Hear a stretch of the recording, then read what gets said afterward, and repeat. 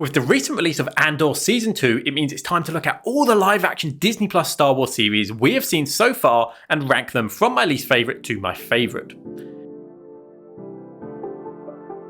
Hello and welcome to Cinemaze, and if you're new here, be sure to subscribe to see more rankings like this and help me hit 10,000 subscribers by the end of the year. As always with my rankings, let's first set out the criteria for what I'm going to be including in the ranking. And in this case, it's pretty easy. This will include any live action Star Wars show that has been released so far, and I will be ranking all seasons of a show together rather than each season separately. So Mandalorian seasons 1 to 3 will fall together, as will Andor seasons 1 and 2. But I will address the strengths and weaknesses of each specific season where relevant, and there will be minor spoilers for Andor Season 2 and all of these shows. With that out of the way, let's get right into the ranking. Number 7, The Book of Boba Fett. The return of Boba Fett is something Star Wars fans have wanted for years, and considering at this point we already had a show about a cool, mysterious bounty hunter in Mandalorian armor, you'd think this would be an easy win. But The Book of Boba Fett just has few redeeming qualities. The basic premise of Fett taking over as the new crime lord from Jabba the Hutt is a neat idea, but it ends up being extremely slow, boring, and just plain stupid. Boba Fett loses everything that makes him interesting. The edge, the mystery, the skill. He feels pretty useless here, and he feels sidelined for other characters like Fennec,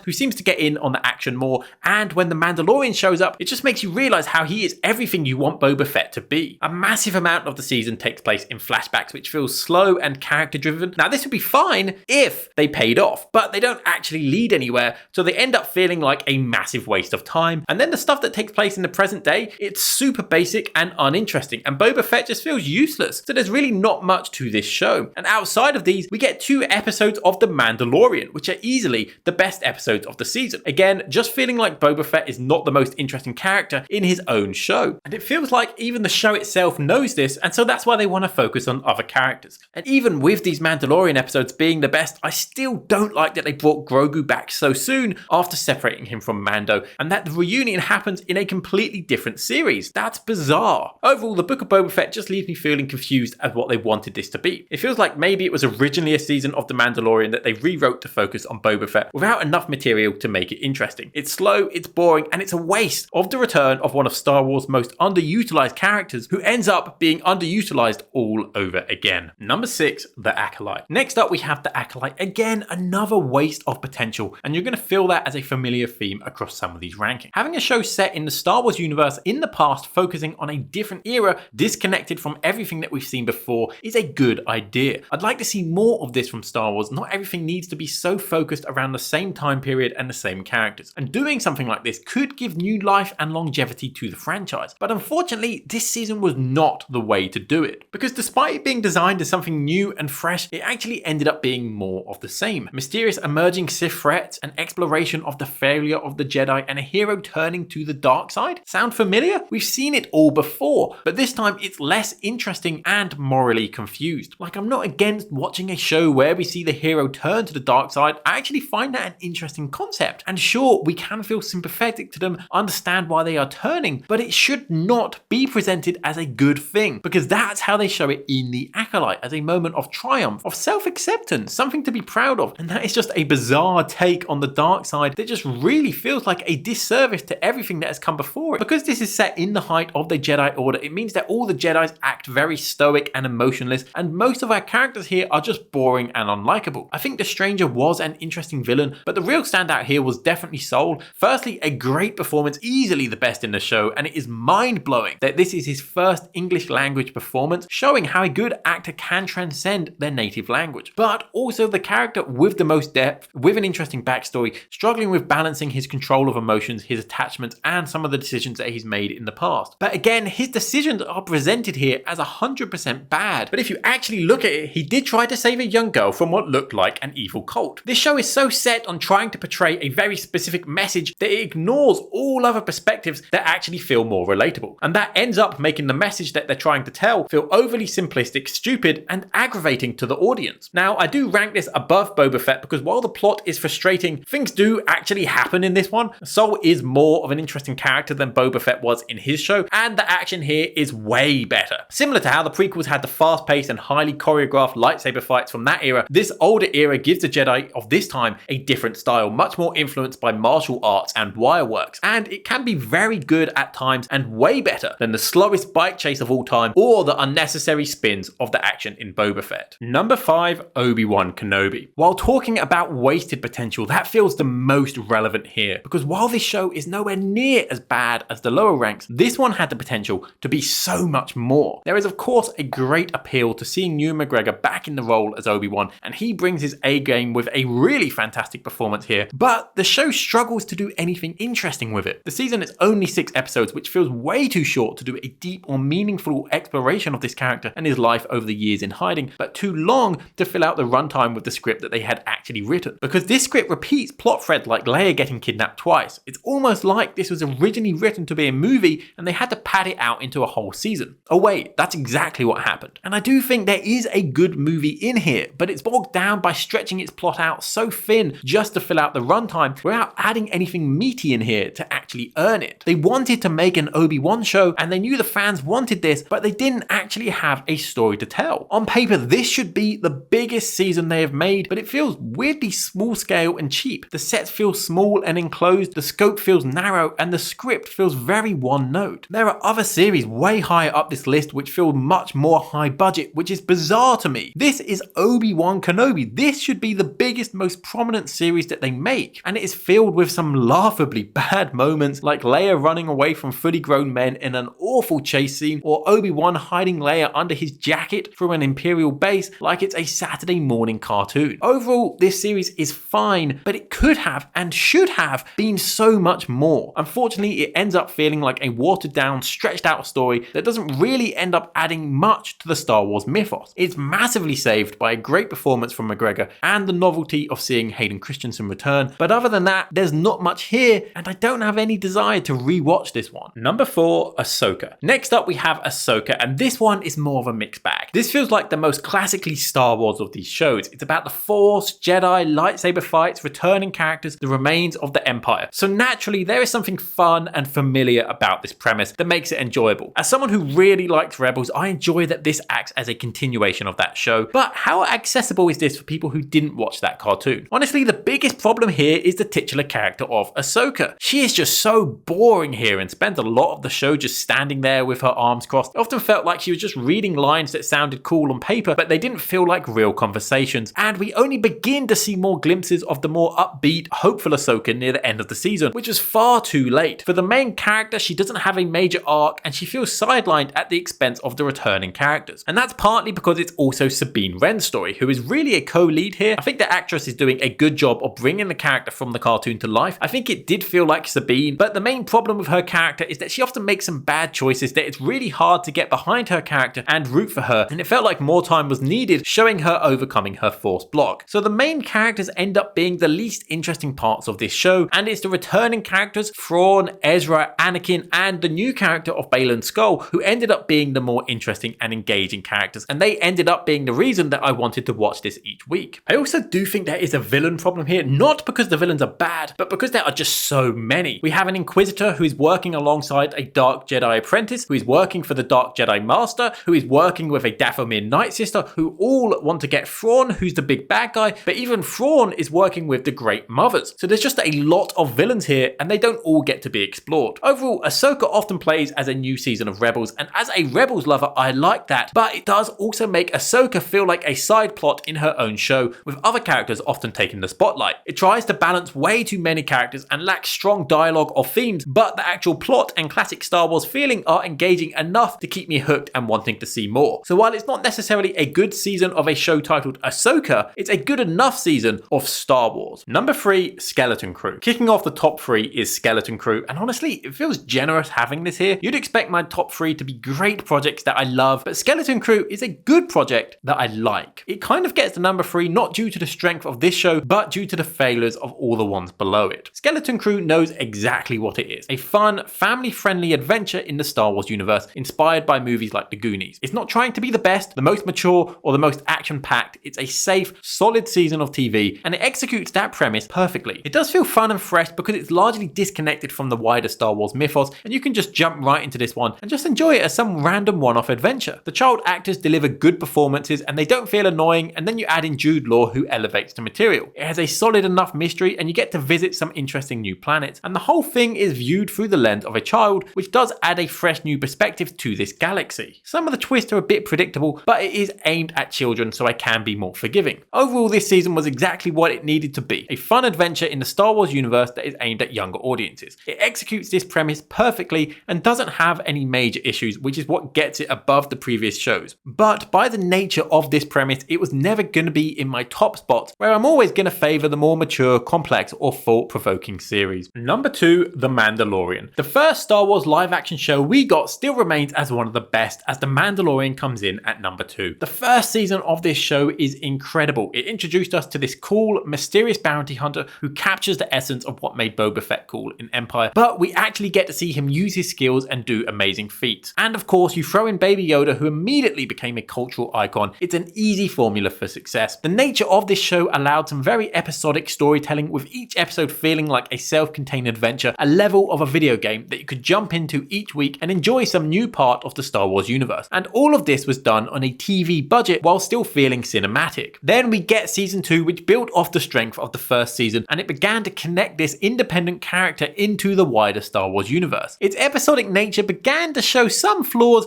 as it begins to feel like go to this place, meet this person from Star Wars history, find out some information, then go to the next place and repeat. But the dynamic between Mando and Grogu remains strong, and it still manages to deliver some very powerful moments and an emotional season finale, which overall outweighs some of the cracks that began to show. And then we get to season 3 and it all falls apart. I do not understand what they were doing with this season, which feels miles behind quality from the first 2 seasons. The strong ending of season 2 is almost immediately undone, as Grogu and Mando are now back together, and that plot thread was even resolved in an entirely different show. I fundamentally do not think they should have reunited these characters so soon. They needed time apart, and season 3 really should have been Mando on his own to let him grow as a character away from Grogu. On paper, focusing on the Mandalorian's return to Mandalore is a good idea, and I think it's a good focus for a season if Grogu wasn't around, to make it more personal and character based. And it also allows the opportunity to give less episodic storytelling, which season 2 began to struggle with. But it just isn't executed well. The return to Mandalore is resolved extremely quickly, and it felt like it should have been a series long arc. The focus is now no longer on Mando, it feels more on Bo-Katan, so it doesn't even feel like his show anymore, and he feels way weaker and sidelined in his own series. The return to Mandalore is rushed, and it quickly reverts back to its more episodic nature, and it just feels weak. It's like, we're past this now.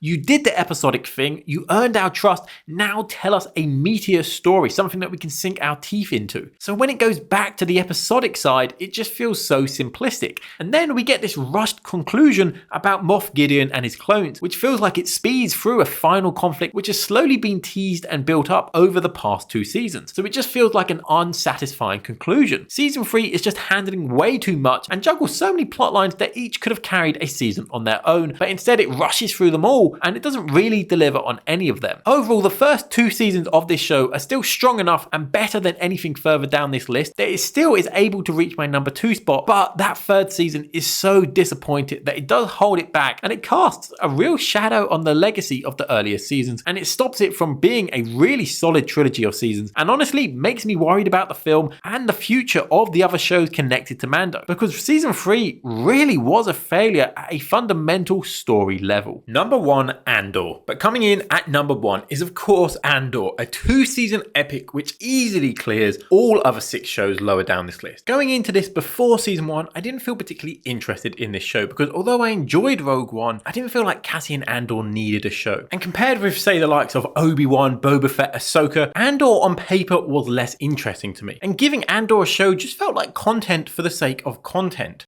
Was I wrong? This show more than justifies its existence. This is by far the most mature, serious, character-driven show of any project in Star Wars. While it's called Andor, and yes, he is the main character, it is more a show about the rebellion, how it forms, and the personal sacrifice it takes to face the Empire. The show makes you care about all its characters, even those working for the Empire, and it handles every character from a very personal perspective and explores their worldview. You experience resistance soldiers, senators, Imperial officers, Empire bureaucrats, bureaucrats, and you see how the world shapes every single one of them. This is the project within Star Wars that best shows the grip of the Empire, what it feels like to live under their regime. Because through the films, sure, they can blow up a planet, but if you're a normal person, surely it's not that bad. But here we see why it is and how they specifically impact every planet in different ways. But it also shows why some people support them, why some people believe in them, or how some people are just doing it and going along with it for personal gain. And we see this from the opposite point of view, how we can see that the rebels aren't always good people and have to make morally grey decisions, but they dedicate their life to the cause. Like, how crazy is it that we have an episode where a good character is trying to break into a hospital to kill another good character while the bad guys are the ones trying to save his life, and we as the audience are rooting for the good character to be successful and to kill the other good character? That sounds like a crazy idea, but it works because we absolutely understand these characters and what they stand for. It's certainly slower than most Star Wars shows, but slower doesn't always mean bad, and it gives it the chance to really explore these characters and themes and adds a depth like we haven't seen in any other Disney Plus show. Everything here feels well thought out and meticulously crafted. It manages to make conversations and Senate speeches equally as interesting and tense as big action set pieces. Immediately, this show feels way more cinematic than the other Star Wars shows, with more characters and larger sets. It feels like it uses real locations and practical effects compared with some of the other shows which feel like they're filmed on smaller CGI sound stages. It really makes this show feel more cinematic and serious, but it is crazy to me that Andor got a better treatment than Boba Fett or Obi-Wan, which on paper should be the easier wins and deserving of the better treatment and the bigger budget. But I think it's that freedom of not following a major character that allows this show to take more risks and to deliver something that is honestly surprising that it came from Disney. This is the only show which isn't good because it's a Star Wars show. This works outside of the Star Wars mythos. If you just watch this show as a show set in space about characters involved in a rebellion, it still works. It isn't relying on Star Wars characters and Star Wars moments to exist. I have very few criticisms here. I think maybe you can argue the start of season 2 is a little bit too slow with less climactic moments within those arcs, but it is needed to set up the later half of the season. And maybe the ending to season 1 isn't as powerful as, say, the Prison Break episode, but that's okay because it is a part 1 of 2, and season 2, the proper finale, really delivers and ties effortlessly into Rogue One. There's standout moments across both seasons, and I enjoy the 3-episode arc structure which this show uses. Episodes like the Prison Break and the Gorman Massacre are some of the best moments in all of Star Wars. Overall, Andor presents us with a grounded, mature, character-based story which presents the building of a rebellion and the running of an empire in a realistic way that explores characters from all walks of life and how the world impacts them, making us care about them and understand the decisions and sacrifices that they make along the way. Of all the Star Wars show, this one looks the best, using real locations, practical sets and large casts of extras to make this grounded show feel even more realistic. The show trusts the audience, it doesn't cut corners, and it more than justifies its existence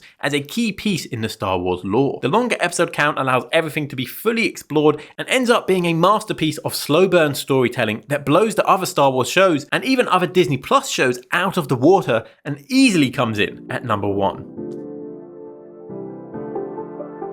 I hope you enjoyed my ranking. Let me know your rankings down in the comments below. What's your favourite live action Star Wars show? Did you enjoy Andor as much as me? If you enjoyed this video, please give the video a like. It helps my channel out so much. And if you're new around here, be sure to subscribe. I'm aiming to hit 10,000 subscribers this year, so please subscribe to help me get there and to see more videos like this on Star Wars, Marvel, DC, or anything else amazing going on in cinema and TV. But for now, thanks for watching Cinemaze.